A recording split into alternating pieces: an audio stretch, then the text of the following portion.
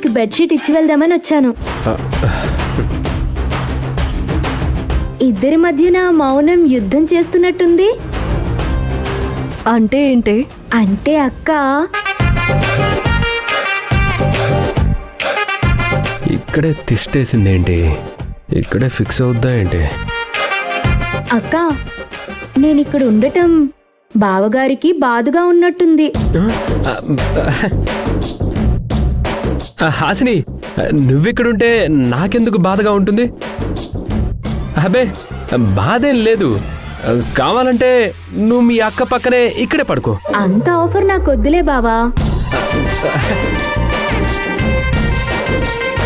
అక్క నేను వెళ్తున్నాను, మీరు పడుకోండి.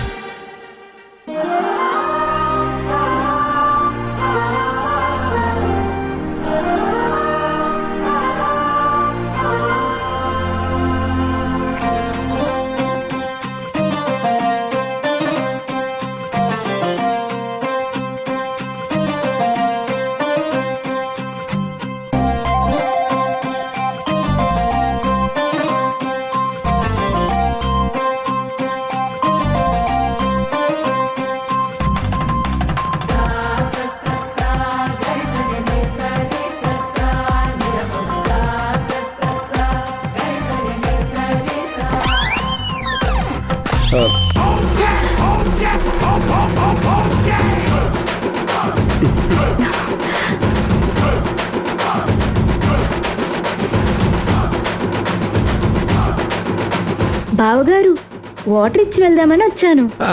అవునా? థ్యాంక్స్ హాసిని. వెల్కమ్ బావగారు. నువ్వు వెళ్ళు హాసిని. నువ్వు విన్నది కరెక్టే. ఇక వెళ్ళు, నిద్రపోతాం. బావగారికి కోపం వస్తుందో నిద్ర వస్తుందో తెలియడం లేదే. ఏయ్, నువ్వు ఆట పట్టిస్తున్నావని తెలుస్తుంది హాసిని. అక్క కనిపెట్టేసింది. బావగారు గుడ్ నైట్.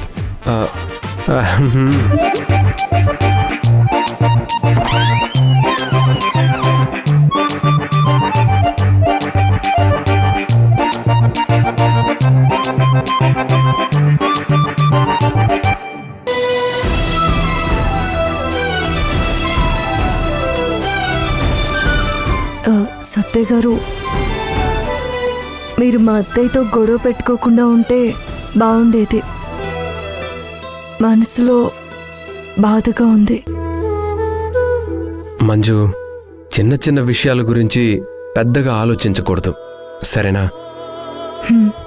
నిద్రపో. Good night. Good night.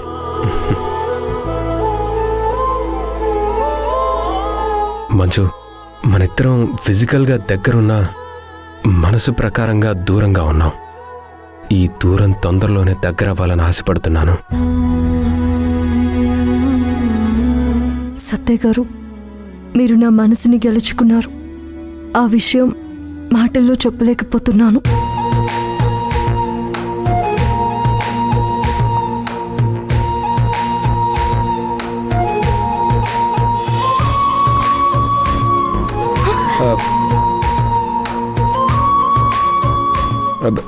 ఇదేంటి, కరెంటు పోయింది?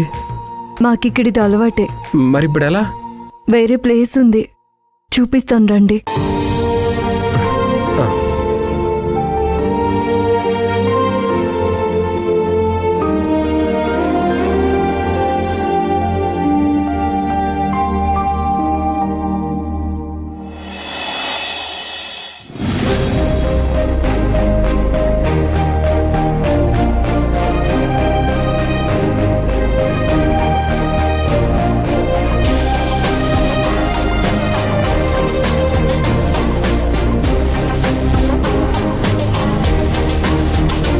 వావ్, ఇక్కడ వెదర్ చాలా బాగుంది. ఎక్కువసేపు కరెంటు పోతే మేము ఇక్కడే పడుకుంటాం.